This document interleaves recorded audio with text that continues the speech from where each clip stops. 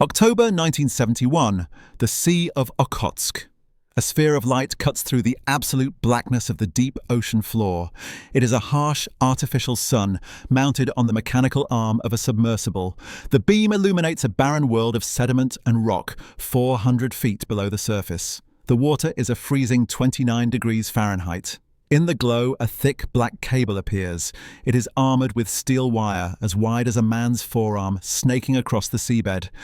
This is a Soviet military communications line, a critical nerve of the Pacific Fleet's command. It is supposed to be untouchable. Slowly, with immense delicacy, the submersible's manipulator arm reaches out. A diver encased in a heavy, armored suit exits a hatch on the mothership. The United States Navy submarine USS Halibut, hovering silently in the darkness above. His every movement is sluggish against the crushing pressure. He carries a complex, clamp-like device. His mission is not to cut, not to sever. His mission is to attach, to listen. For the next 6 hours, in a ballet of extreme precision and nerve, the team will wrap a 5-ton barnacle-shaped pod around that Soviet cable. Inside it, a magnetic coil will inductively capture every electrical pulse passing through, every coded order, every status report, every secret. A reel of tape, 6 miles long, will begin to silently record the Soviet Navy's most confidential traffic. The submariners above hold their breath. One wrong move, one slip of the tool, could alert the entire Soviet Pacific Fleet that they are not alone in their own guarded waters. This is Operation Ivy Bells. And for now, in the crushing quiet of the deep, the Soviets have no idea they are being heard. The Cold War, by the late 1960s, had solidified into a state of perpetual, silent observation. Satellites peered down from orbit. Radar stations swept the skies. But the most sensitive communications, the ones governing the launch of nuclear weapons, were understood by both superpowers to be vulnerable if transmitted through the air. Radio waves could be intercepted, jammed, or mimicked. For the Soviet Union, with its vast territory and sprawling fleet, this presented a critical vulnerability. The solution was a return to a seemingly antiquated technology, the hardened, land-based and crucially undersea cable. These were not simple telephone lines. They were heavily armored, deep-sea conduits carrying multiplex signals, a torrent of encrypted teletype, voice and data traffic between naval headquarters, missile bases, and the Politburo itself. The Kremlin's belief in their security was absolute. Buried under seabeds or laid across remote ocean floors, physically protected by depth, Soviet naval patrols and secrecy, they were considered immune to interception. To tap them, an enemy would need to know their exact location, have a vessel capable of reaching them, and perform a complex surgical operation on the ocean floor, all without being detected. It was, in the Soviet view, an impossibility. For American intelligence, this Soviet confidence was a siren call. The potential payoff was beyond measure. A successful tap on a major military cable would be a direct wiretap into the enemy's brainstem. It could reveal fleet readiness, strategic intentions, technical data on new weapons, and the Holy Grail, insights into the Soviet Nuclear Command and Control Protocol. The CIA and the National Security Agency, NSA, began to theorize about the concept. But theory required a tool, and the tool required a unique kind of warrior. That tool was the USS Halibut, SSGN 587. By 1968, she was a submarine out of time. Originally built to launch the nuclear-armed Regulus cruise missile, that system was obsolete, supplanted by the Polaris ballistic missile submarines. The Halibut was destined for the scrapyard. But within her odd design, a massive, forward-facing hangar bay once used to store and launch Regulus missiles, a team of CIA and Navy specialists saw unique potential. She was not fast. She was not sleek. But she was spacious. She could be converted into a deep submergence, mothership-style platform for espionage. Under a blanket of total secrecy, codenamed Operation Ivy Bells, the Halibut entered a clandestine overhaul. Her missile hangar was transformed into an underwater operations center. It housed a deep-diving reconnaissance submarine, DSRV, remotely operated vehicles, ROVs, and a hyperbaric chamber for divers. She was fitted with thrusters for precise hovering and a massive, downward-looking sonar array to map the seabed in minute detail. Her crew was hand-picked, not just for their skill, but for their ability to hold a secret indefinitely. They were told they were part of a hydrographic research program. Many would not learn the true nature of their missions for decades. The target selection was the next chess move. The NSA's analysts, through a mosaic of signals intelligence, ship movement patterns, and coastal infrastructure analysis, identified a prime candidate, a cable running from the major Soviet Pacific Fleet base at Petropavlovsk-Kamchatsky across the Sea of Okhotsk, a body of water the USSR claimed as territorial, to the mainland headquarters at Vladivostok. The Sea of Okhotsk was a Soviet lake, heavily patrolled by surface ships, aircraft, and submarines. To enter it was to penetrate the innermost ring of Soviet maritime defense. But if the cable could be found and tapped, the intelligence would flow from the very heart of their strategic bastion. The stage was now set. A repurposed submarine, a hand-selected crew, a theoretical plan, and a target shrouded in both literal and geopolitical darkness. The Halibut prepared to sail on a mission that would redefine undersea espionage. The technological challenge facing the Halibut and its intelligence handlers was unprecedented. This was not merely about finding a needle in a haystack, it was about performing microsurgery on that needle, at the bottom of a dark, freezing and hostile ocean, while ensuring the patient never felt a thing. First, there was the problem of location. Soviet naval charts, needless to say, were not available. The cable's presumed path was a corridor hundreds of miles long. The Halibut's new suite of side-scan and bottom-mapping sonars, housed in a large, retractable fish towed behind the submarine, was her primary sense organ. Deploying it was a delicate, dangerous process, requiring the Halibut to move at a slow, steady crawl just a few hundred feet above the seabed. Every ping was a potential beacon to Soviet listeners. The crew had to distinguish between a natural rock formation, a sunken ship, and the distinctive, straight, man-made ridge of a buried cable. It was a task of monumental patience, conducted in nerve-wracking silence.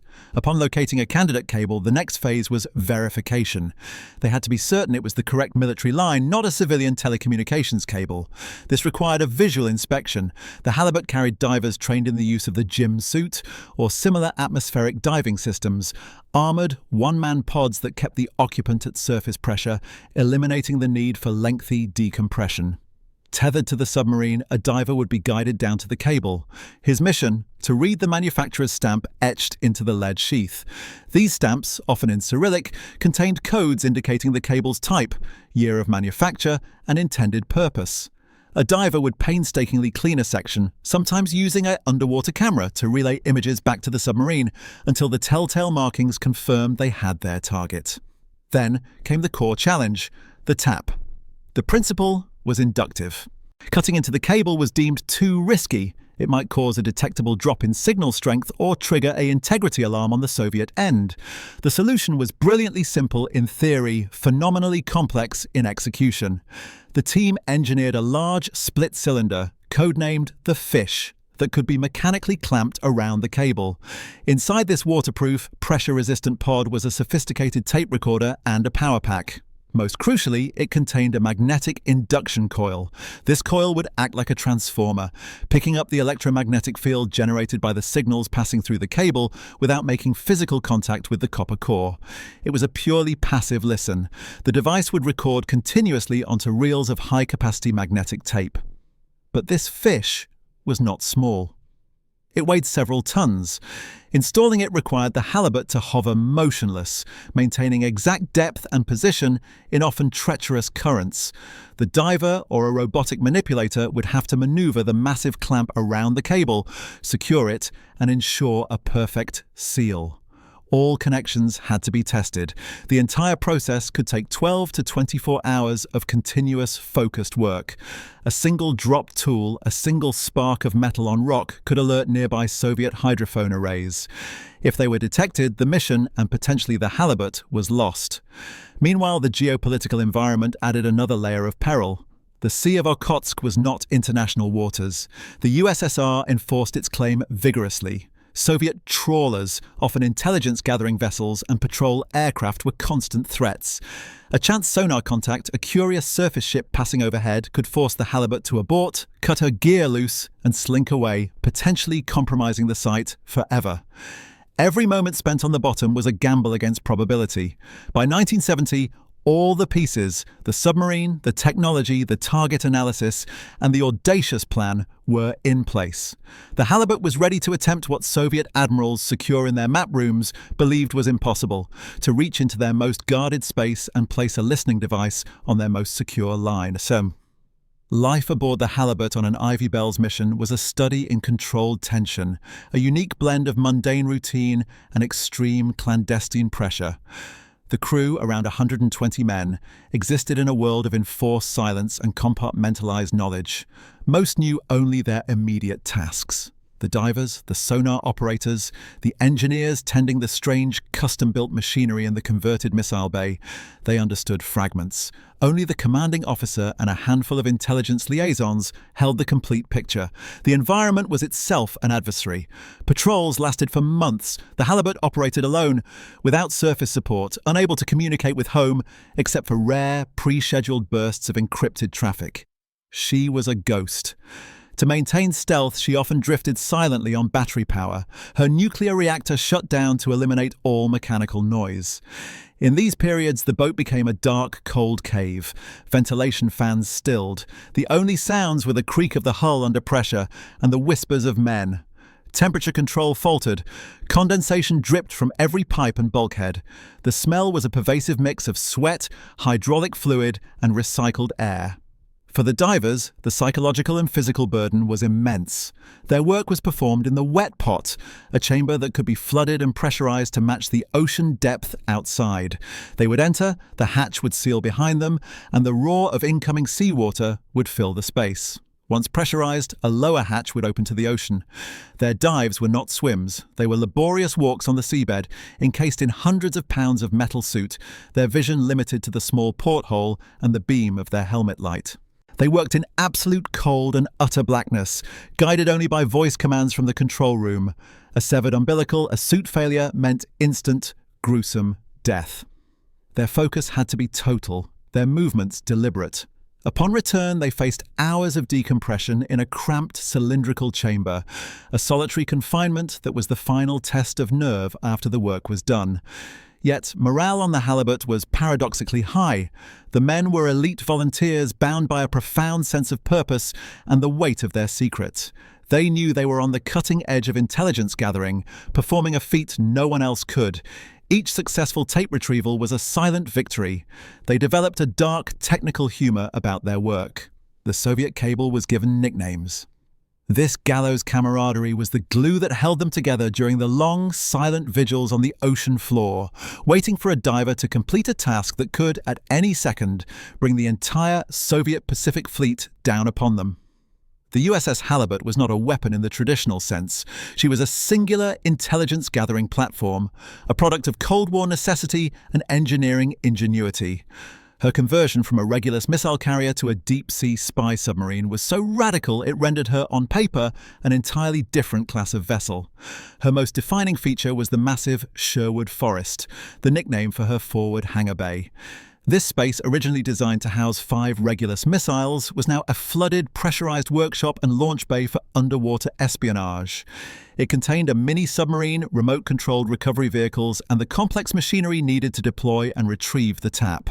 A massive hatch on her underside, like the bomb bay of a strategic bomber, opened directly to the ocean.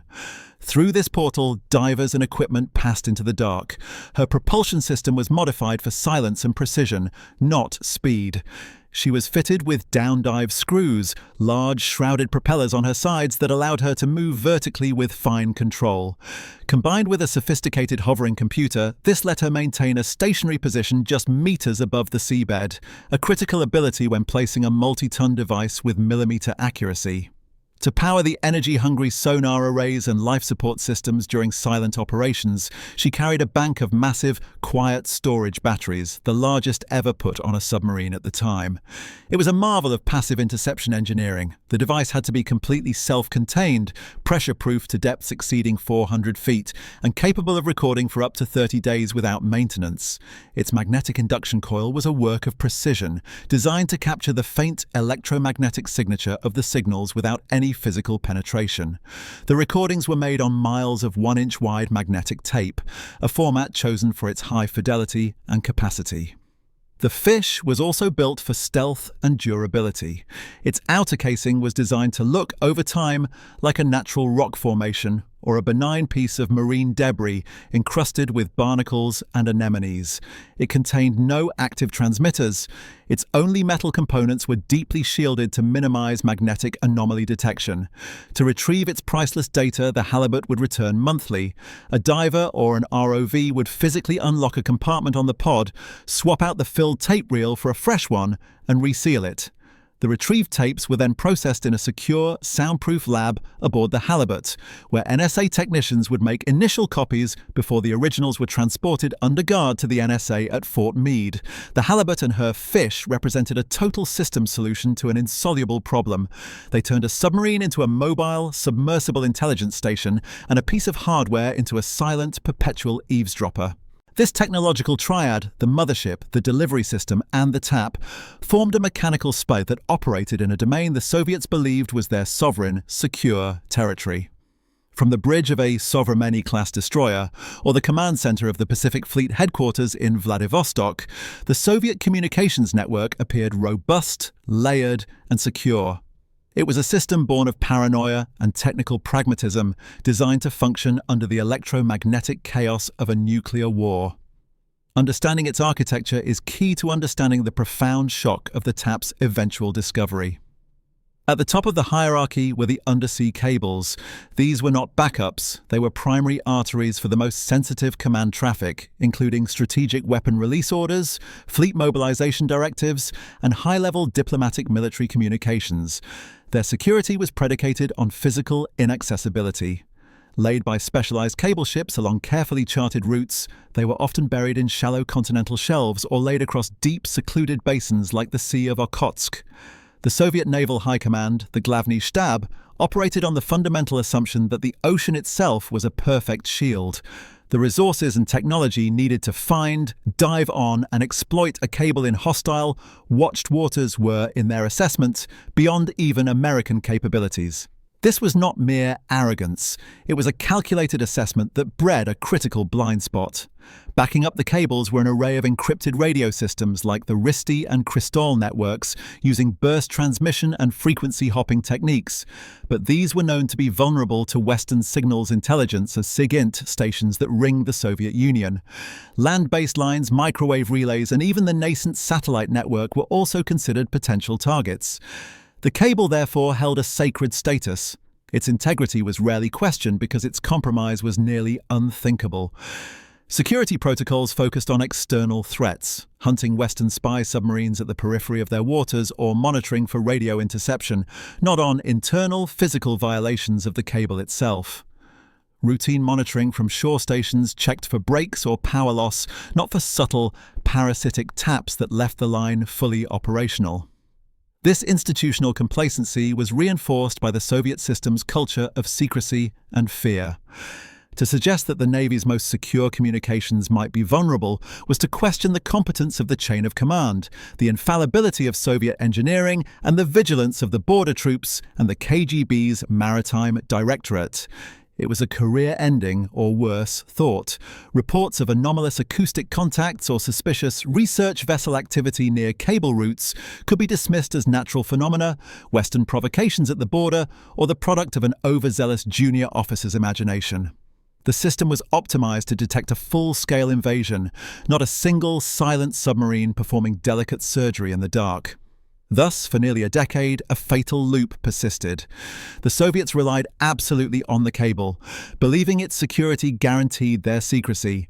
That absolute reliance meant they failed to look for the one attack that could negate it. The traffic flowing through the Okhotsk cable, discussions of new submarine reactor designs, missile test results, diplomatic cables from the fleet to Moscow, even petty administrative squabbles, poured forth unimpeded. The admirals in Vladivostok drafted their orders in confidence. The watch officers on the Kamchatka Peninsula logged their status reports.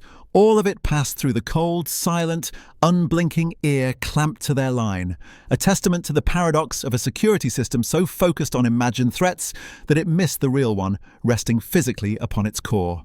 The tapes retrieved monthly from the Sea of Okhotsk were not merely recordings. They were a live feed from the inner sanctum of Soviet Pacific power. Delivered under armed guard to the National Security Agency at Fort Meade, Maryland, they underwent a forensic and linguistic resurrection. Cryptographic teams, linguists, and naval analysts worked in secure vaults, painstakingly processing the raw electromagnetic data into intelligible Russian text and voice. The intelligence haul was colossal, providing a corroborated, high-fidelity view impossible to obtain from fragmented radio intercepts or satellite imagery alone. First, it revealed the daily heartbeat of the Soviet fleet. The tapes contained routine morning reports from every major warship, submarine, and naval air regiment in the Pacific. Navy to build an unprecedentedly accurate order of battle. They knew which units were at sea, which were in repair, and which were suffering from chronic mechanical failures. The logistical chatter, requests for spare parts, food, fuel, painted a picture of a massive, but often strained, force. This wasn't theoretical analysis, it was the enemy's own administrative ledger, revealing points of systemic weakness. Second, and most critically, it delivered technical intelligence of the highest order. The Soviets used the cable to transmit detailed reports on weapons tests. When a new submarine-launched ballistic missile like the R-29 SSN-8 was fired from the White Sea towards the Kamchatka impact zone, the full telemetry data, its actual performance versus design specifications, guidance system anomalies, even engineers' candid assessments, would be relayed via the secure cable to the evaluation teams in the Far East. American weapons designers received in effect the Soviet after-action report, missile defense projections with terrifying accuracy and understand the real capabilities and limits of Soviet technology. Third, it provided an unvarnished window into Soviet naval strategy and crisis response. During periods of heightened tension, such as the 1973 Yom Kippur War nuclear alert or Sino-Soviet border clashes, the cable traffic showed the Kremlin's actual directives to its fleet commanders. Could see the difference between propaganda posturing and real mobilization orders. They learned the precise protocols for transitioning to higher states of alert, the chains of command, and the political oversight from Moscow. Intelligence to distinguish between routine exercises and genuine preparations for conflict, reducing the risk of miscalculation. Finally, the intercepts offered a wealth of counterintelligence and operational secrets. They revealed Soviet concerns about American submarine patrol patterns, the locations of their own sensitive hydrophone arrays, and even internal security investigations. The personal conversations and frustrations of Soviet officers, sometimes transmitted informally over the secure line, provided a human dimension to the adversary, revealing morale problems, institutional rivalries, and the sheer bureaucratic inertia of the Soviet system. For nearly a decade, American planners and policymakers viewed the Soviet Pacific Fleet not as an opaque, menacing force, but as a largely open book. The Ivy Bells tapes provided the context for every other piece of intelligence, validating satellite photos, explaining unusual naval movements, and filling in the blanks of Soviet intentions. It was the ultimate strategic advantage, knowing not just what your enemy was doing, but what he thought he was doing and what he planned to do next. For nearly 10 years, Operation Ivy Bells was not a single event, but a sustained, rhythmic triumph of espionage. The Halibut, and later other specially modified submarines like the USS Seawolf and USS Parch, established a routine as meticulous and clandestine as the ticking of a secret clock. The cycle began with the transit. Once in the deep Pacific, it would dive and vanish. The journey to the Sea of Okhotsk was a slow, silent prowl through the contested choke points of the Kuril Islands, a gauntlet of Soviet patrols and fixed sonar arrays. Inside, the crew shifted into a different mode of existence. Sound discipline became absolute. Every non-essential system was shut down. Men communicated in whispers. They were not just running silent. They were practicing to become part of the ocean's background noise. Upon reaching the parking lot, a pre-selected, acoustically shadowed area near the cable, the submarine would begin its hover. The massive, downward-looking sonar Fish was deployed, its pings a calculated risk, scanning the seabed to relocate the exact site. The cable, now familiar, would appear on the screens. The process of retrieval and replacement was a well-rehearsed ballet. A remotely operated vehicle, ROV, or a diver in a suit would descend, locate the pod, now camouflaged by marine growth, and unlock its pressure chamber. The spent tape reel containing a month's worth of Soviet secrets would be extracted.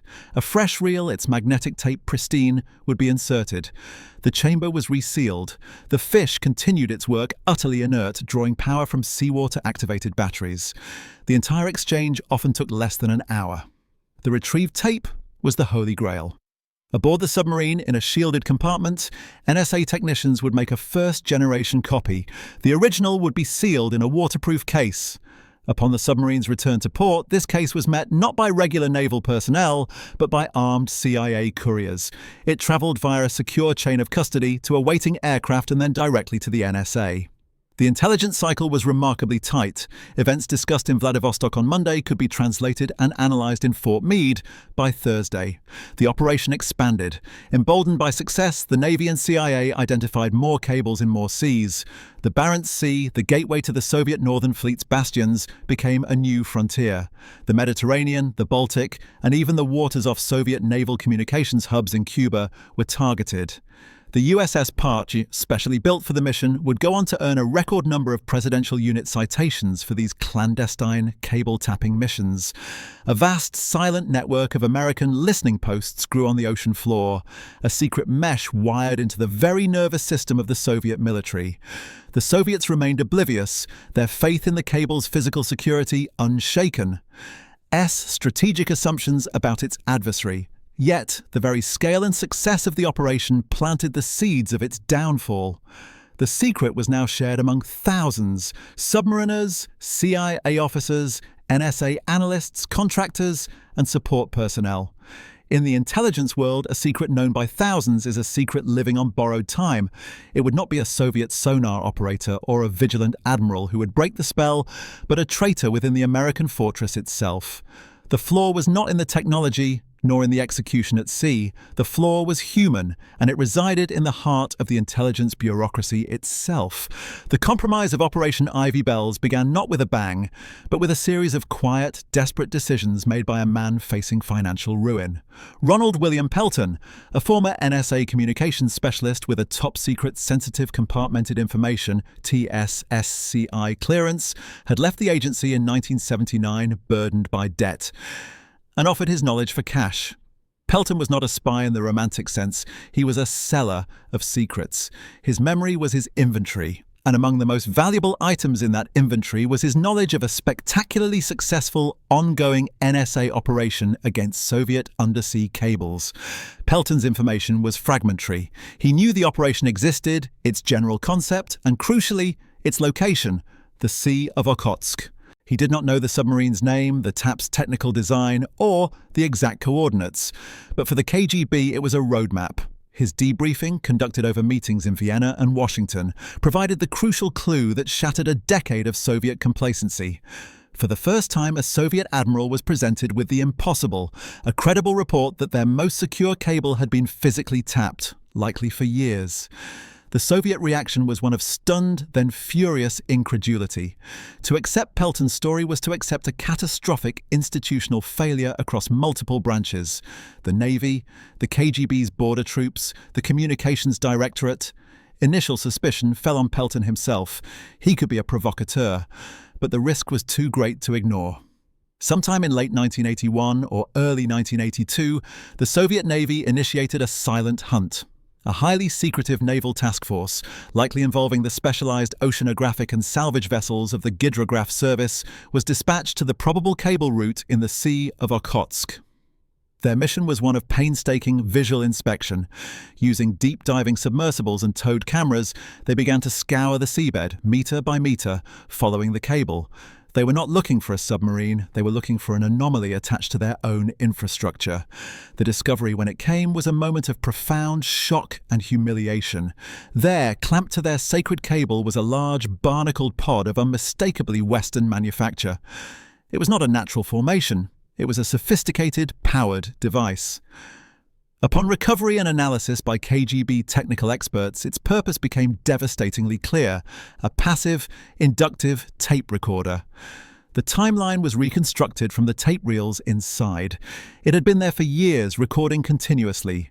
Every order, every secret, every technical datum had been flowing to the Americans. The Soviets did not immediately remove it. Instead, they studied it. They let it continue to operate, likely hoping to discern how the retrievals were made or to seed disinformation. But the operational security was blown. The Americans, through their own signals intelligence, eventually detected the unusual Soviet survey activity in the area, a sudden, focused interest in a patch of seabed that had been quiet for a decade. The NSA and Navy Command realized with cold dread that the game was up. The TAP was compromised. Submarine was likely directed to perform one last perilous mission, not to retrieve the tape, but to sanitize the site. Using a manipulator arm or an ROV, the crew would have been tasked with permanently disabling or destroying the fish, ensuring the Soviets could not reverse engineer its most advanced components. The exact details of this terminal operation remain classified, but its outcome is clear. The golden tap in the Sea of Okhotsk went dead. The silence that followed on the cable was no longer a secret advantage. It was the sound of a door slamming shut, a direct result of a betrayal that originated not from the depths of the ocean, but from within a vault at Fort Meade. The discovery of the tap sent seismic shockwaves through the highest levels of the Soviet military and political apparatus. The initial response was not public rage, but a profound internal convulsion of shame, fury, and paranoia. The Politburo and the Defense Ministry were presented with irrefutable proof of a security failure of historic proportions. The first order of business was damage assessment.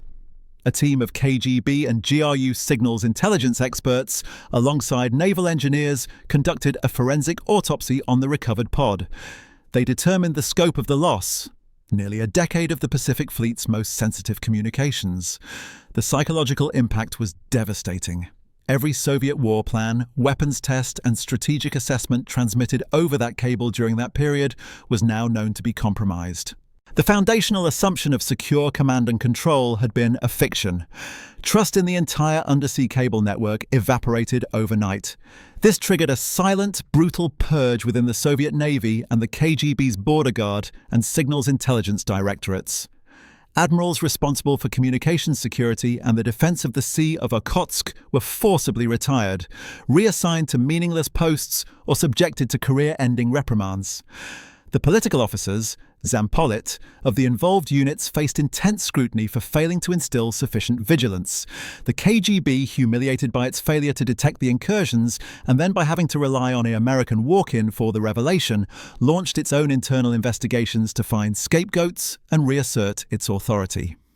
The atmosphere in Pacific Fleet headquarters in Vladivostok and at the main Navy staff in Moscow became one of suffocating suspicion.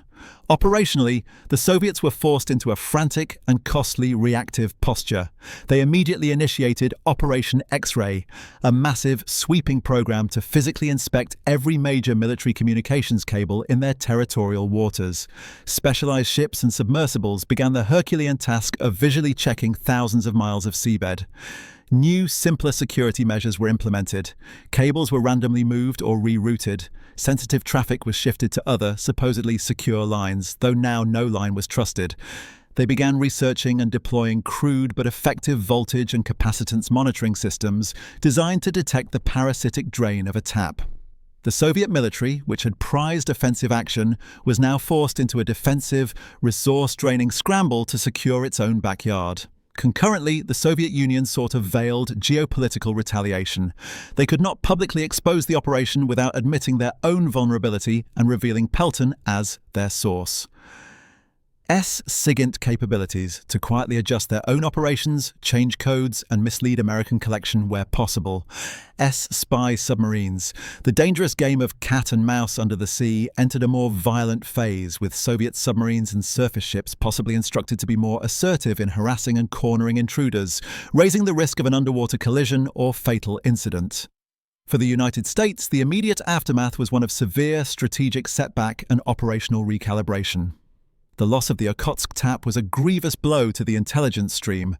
Overnight, a primary source of validated high-level intelligence went dark. The NSA and naval intelligence had to downgrade their confidence in all assessments regarding the Soviet Pacific Fleet. The assumption of blanket access was over. The compromise also forced a moratorium and rigorous review of all other cable tapping operations. Every other fish in every other sea was now potentially at risk. Submarine in the act. The era of easy, unchallenged access was finished. The silent war beneath the waves had just become exponentially more dangerous. The compromise of Ivy Bells could not remain a completely closed secret forever. The unraveling began with another unrelated defector. Vitaly Yurchenko, a senior KGB officer, defected to the United States in 1985. During his debriefing, he provided a critical piece of the puzzle. The KGB had a valuable American source who had betrayed a major undersea eavesdropping operation. Yurchenko's information was vague, but it pointed the FBI's counterintelligence division toward the NSA. When Yurchenko dramatically redefected back to the USSR months later, he left behind just enough of a trail to follow. They began cross-referencing NSA personnel who had access to broad SIGINT programs and who had left the agency under financial stress. The profile quickly narrowed. Ronald Pelton, who had taken multiple trips to Vienna under flimsy pretenses and whose financial situation had inexplicably improved, became the prime suspect. His phone was tapped, his movements were watched. The breakthrough came from technical surveillance. In a meticulously planned operation, the FBI recorded a conversation between Pelton and his KGB handler. Using a concealed recorder, they captured Pelton detailing specific, classified NSA operations. He was heard describing the undersea cable tap, confirming its location and methodology. On November 24, 1985, FBI agents arrested Ronald Pelton. He was convicted of espionage in 1986 and sentenced to 3 consecutive life terms plus 10 years. His betrayal had given the Soviets the key, but his exposure provided the United States with a grim, public conclusion to the affair. Intelligence community, the post-Ivy Bells era was defined by adaptation and expansion. The program did not end, it evolved. The loss in the Sea of Okhotsk was a catastrophic operational failure, but it proved the concept's immense value. The mission shifted from fixed taps in heavily defended territorial waters to more agile and diverse methods. Submarines like the USS Parch were now equipped to tap cables in international waters along deeper sea trunks where Soviet and later Russian monitoring was less intense. The technology advanced from large pod-like recorders to smaller, more stealthy devices that could be implanted during a single, brief grapple with the cable. The tactical focus also broadened. While military cables remained prime targets, the global information revolution meant that civilian fiber optic cables now carried a significant portion of the world's diplomatic, economic, and personal communications. The submarine fleet's mission expanded to include the capability to tap these lines as well, a capability that would form the bedrock of modern signals intelligence, as revealed by documents from Edward Snowden decades later. The institutional knowledge gained from Ivy Bells became the foundation for a permanent, global undersea surveillance infrastructure. The long-term legacy is one of perpetual, hidden conflict. Ivy Bells shattered the myth of secure undersea communication for every nation on Earth.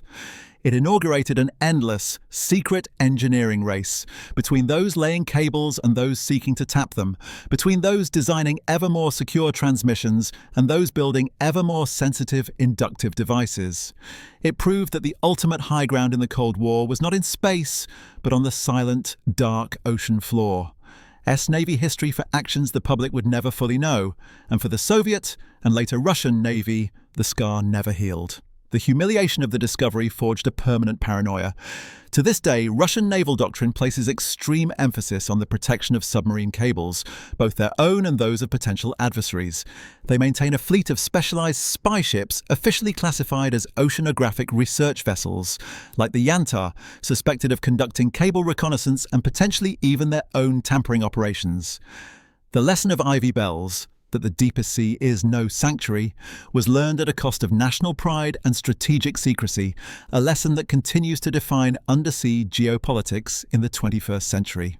The story of Operation Ivy Bells is not one of a decisive battle, but of a silent, sustained intrusion. It represents a different kind of warfare, where victory was measured not in territory seized, but in secrets overheard, where courage was displayed not in the heat of combat, but in the cold, patient focus of a deep-sea welder or a sonar operator holding his breath for a ping. This clandestine engineering war beneath the waves fundamentally altered the calculus of the Cold War.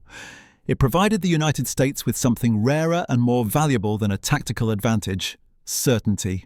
For nearly a decade, American strategists could peer into the Soviet machine with an intimacy that diffused fear and informed reality. They saw the strain in the logistics, the gaps between propaganda and capability, the very human bureaucracy behind the Iron Curtain. This intelligence did not just prevent wars, it shaped the confidence with which the West could navigate crises, negotiate arms treaties, and ultimately witness the internal contradictions of the Soviet system unfold. Yet the operation also stands as a timeless parable of security and vulnerability. It demonstrated that the most formidable defenses are often breached not through frontal assault, but through a reimagining of the possible. The Soviets fortified the airwaves and the borders, but left the ocean floor the domain of their own absolute control, psychologically unguarded. Ivy Bells proved that in the intelligence realm, the most dangerous threat is the one the adversary has not conceived of, executed in the space they believe to be most sacred. The legacy of those cold, dark taps echoes into our present. Every fiber optic cable crossing an ocean trench, every encrypted packet pulsing through global networks exists in a continuum that began with that armored Soviet line in the Sea of Okhotsk. The silent contest between those who lay information pipelines and those who seek to intercept them continues unabated, having simply migrated to new depths and new technologies. The submarines still sail, their missions even more classified. In the end, Ivy Bells is a testament to human ingenuity applied to the art of listening. It reminds us that while history is often written by the thunder of guns and the speeches of statesmen, it is equally shaped in the quiet, unseen spaces, by the turn of a tape reel in a titanium pod, by the whispered command in a darkened control room, and by the profound, world-altering power of a secret, successfully kept and then tragically lost.